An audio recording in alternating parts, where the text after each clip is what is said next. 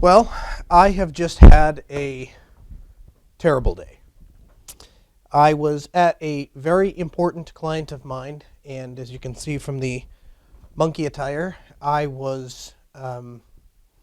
were at a meeting, and we were discussing exactly what we're going to do for 2017, laying out a budget and a plan and stuff like that. And they brought up a couple of minor concerns to me that they wanted addressed right away. And I said, no problem, let me just jump onto the network and I'll take a look at that for you right now.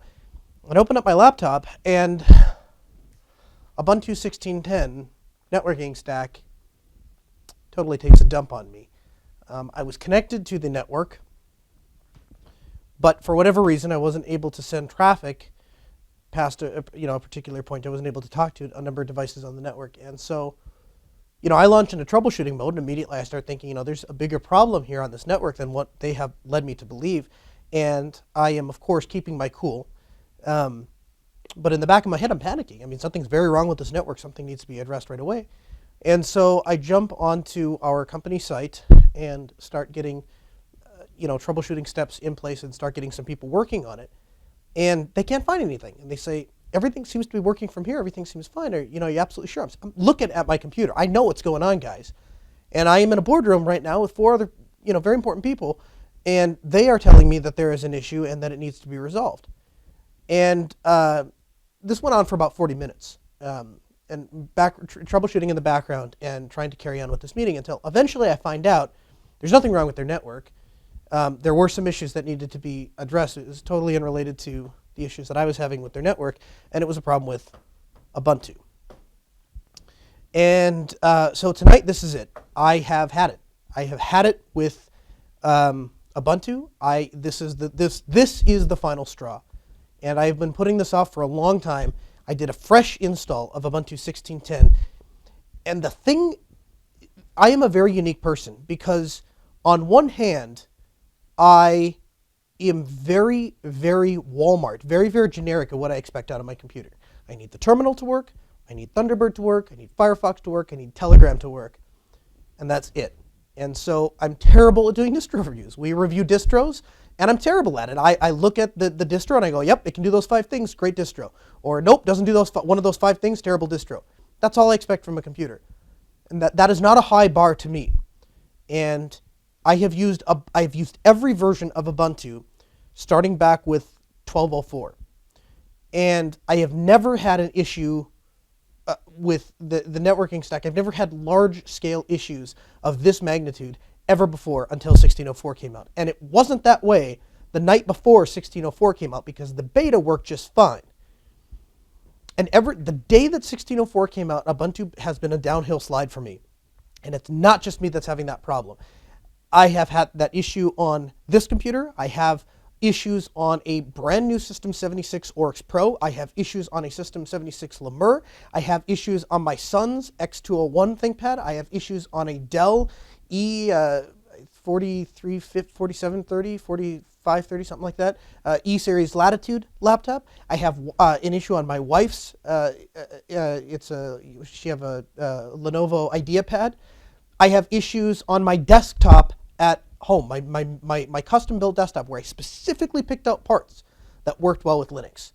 I have put a number of different distros on this very laptop sitting right in front of me, and I've not had any issues with the networking stack. Fedora works fine on it. Arch works fine on it. SUSE works fine on it. Elementary OS looks fine on it.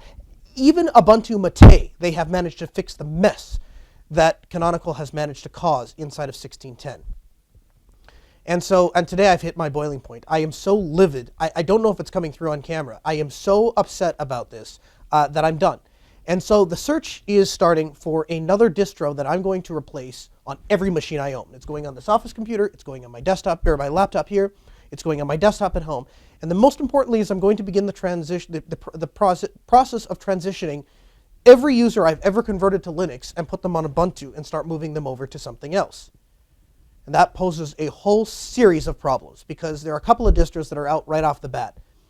I'm not going back to those people every 6 months and upgrading. So there goes Fedora. Until you guys can get a long-term support edition out for Fedora, I can't use Fedora, not even the Workstation edition. I will not use Ubuntu at all. I'm not a big fan of SUSE. I don't really think they have a lot of competitive advantage. And the other thing is there's just not a lot of other people using SUSE, which means that when customers go for support, when users are looking for help from their friends, it's going to be rather difficult. I'm not saying you guys don't have a user base. It's not a pejorative to you, but you just don't have the kind of user base I'm looking for. And so that basically leaves me with Antergos, or Arch.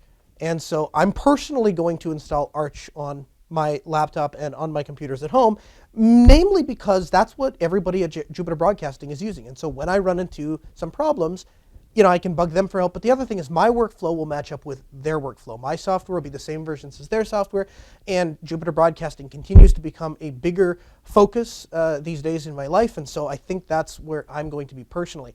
As for everyone else, I think I'm going to move them over to Ubuntu Mate. Unless it's a site that I frequent a lot, then I think I might stick that on Antergos and Arch too. So consider this the start of the video. I'm going to take you guys through what my experience is, what my process is, and hopefully between Chris's experience and Rakai's knowledge, I won't have any real problems. I'll be able to get most of the stuff sorted out. So we're going to start that process like right now. So here we go. I'm going to download Antergos, and I'm going to get it installed right here on this laptop. Okay, as you can see, that actually went very smoothly. The Antergos installer does take much longer than installing Ubuntu. I did notice that. But got Firefox, got Thunderbird, I have my drop-down Quake terminal, I have Chromium installed, Telegram, Slack, made some changes to the file manager, and I got VirtualBox on there. So, so far, so good. I've been using it for about an hour now, and network has stayed solid. Everything just kind of worked out of the box. The only problem I'm having is I'm not able to disable this stupid tap-to-click on my laptop. And so I'm going to see if I can get a hold of Beard and ask him for some help with that.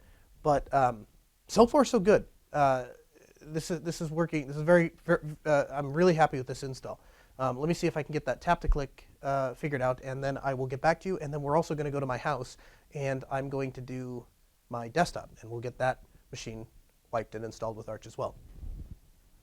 All right, we're down here in my basement, and I just got Antergos up and running on the computer behind me. Now, this is a very important desktop. It might be the most important computer that I have, because while I shift around other operating systems, reinstall on my laptop, this one basically stays the same. Now, I really thought that was a good candidate for Antergos because in the past, my experience with the one Arch box that I have, which is actual Arch, never had to restore that computer. I've never once reinstalled the operating system. It showed up, I installed Arch on it, and I've run it with Arch since day one. That machine is probably 3 years old now at this point, and I've never reinstalled. So if I could get to that place on my desktop, especially this one, that would be really, really cool, especially because this particular machine has an array of hard drives in it that I use for various purposes, as well as an array of displays. Now, right off the bat, Antergos is very much not as good as Ubuntu when it comes to managing multi-monitor support. I kind of knew that going in, but it's actually worse than I had expected. I'll show you a couple of the things that I'm talking about. So first, when I wake the computer up, my cursor always defaults to this monitor over here. Even though this is not the primary monitor, I have no idea why, it just goes to the far left one. It also loses the order of the monitors. So you would think I would go to the right to get to this monitor, but it actually jumps over to this display. I have to go all the way to the left, and then I keep going until I wind up here. Now in Ubuntu, no matter what mouse my monitor is on, I can always use the keyboard and actually log in. Not the case in Antergos. I actually have to be on the display that has the login manager, and then I can actually log in. Now the first time I did this, and this is what happens, this is just from a screen lock. It hasn't been restarted, and it takes that long for the displays to come back on. And again, that was not the case in Ubuntu. Ubuntu immediately unlocked. In fact, it was so fast that from the time I hit the button to wake the computer up, I could enter in my password, and I'd hit enter, and before I could even get my hand to the mouse, the monitors had come on, the screen had unlocked, and I was back into my desktop. That time is actually drastically increased if I leave stuff running. So typically, my workflow is I have Telegram, Slack, IRC, and email up on this display. I use this for whatever it is I'm doing, and then I have a bunch of terminal windows on this far one, and then I have other stuff that runs on these, but I have them shut off because this is a nightmare enough. I'm having to close all of my windows every time I lock my computer.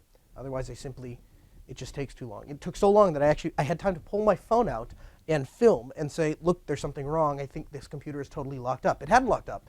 It just was taking that long to log in. It's absolutely ridiculous. So moving on to some of the actual problems. If I open Firefox and I go to, and this is another thing too, everything takes way longer to load. So if I go to, let's go to CNN.com. This doesn't happen on any other machine in the house, but it just sits there and spins and spins and spins and spins and spins. I'll take you upstairs. We'll go, I can have a conversation while we're waiting for CNN to load. It's ridiculous. We'll go upstairs and we will look at my my machine up there that I do recipes on. That's still running the usable version of Ubuntu. There we go. 14.04. Well, it still hasn't correctly loaded. That's running 14.04 and it's on wireless. And I bet it loads in 1/10 of the time that this thing loads. I mean, it just takes forever. It's unbelievable. So that's one problem. But additionally, if I go to Simple Note, which again is going to take another 10 minutes to load, Simple Note doesn't, for whatever reason, just doesn't render right. And I haven't quite been able to diagnose if that's a problem with just the amount of time, whatever this problem is that's taking this forever to load.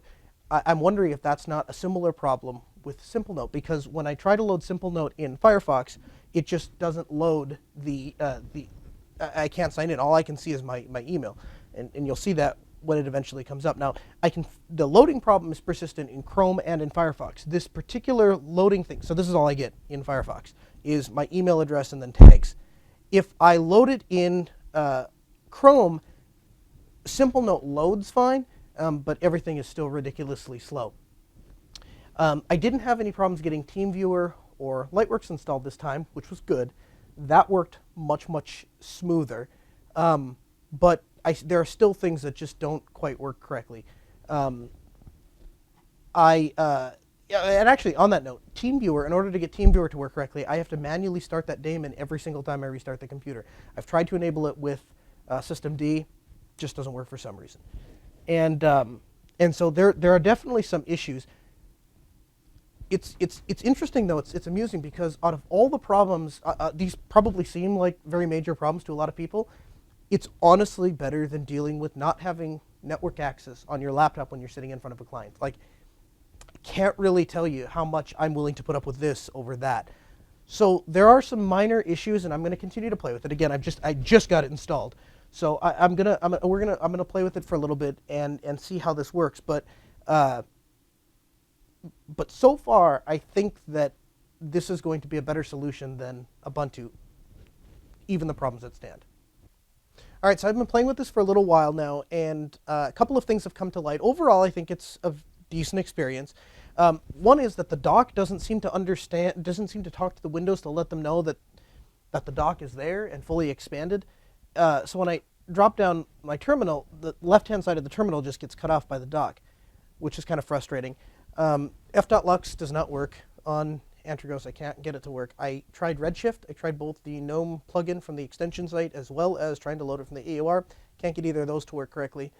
So there are some minor things that don't really work. Although, again, coming into this, I knew before that I had issues getting certain applications to run under Antergos. It's what kept me off of it for the longest time. And the things that I really need, like Lightworks and TeamViewer, those things are working. So I guess I can live without things like F.Lux. It was a really cool app, and I guess I can live without Redshift. Maybe somebody out there knows how to fix it. If you do, JupiterBroadcasting.com, click on the contact link and let us know. But I'm still digging in. I finally got all my data put back on. I got my program is installed and stuff like that, and so it's going pretty well. I need to go back to the laptop and see if I can start working on that trackpad issue, because I need to get that fixed. So I give this solid 9 out of 10. Definitely some usability issues that are making me wonder if I can really stick with it long term. That web page loading thing, the longer I have to sit there waiting for things to load, the more irritated I'm becoming. And if it's like that now and I'm only a couple hours into it, what's it going to be like in a week or in a month? So I don't know. But let me go take a look at the laptop. Let me see if I can get the trackpad issue working. I had it fixed before I came down here. I installed G pointer device settings, and that worked for a little bit, but now it's giving me some sort of error when I try and open the program, and so tap to click is not disabled again, and I can tell you that is a deal killer. If I can't get tap to click disabled, this whole experiment is out the window. So I think I just hit the microphone. So anyway, let's go take a look at the laptop. All right, Beard was able to get me set up with a command. It's not a perfect solution, but basically he gave me a command. It's syn client space max tap time equals 0, and we just put that into a script, and I'm just running that script when the computer starts up. So, not the perfect solution, but definitely a workable solution until I can get this problem solved in a couple weeks when I'm there on site and he can just fix it for me.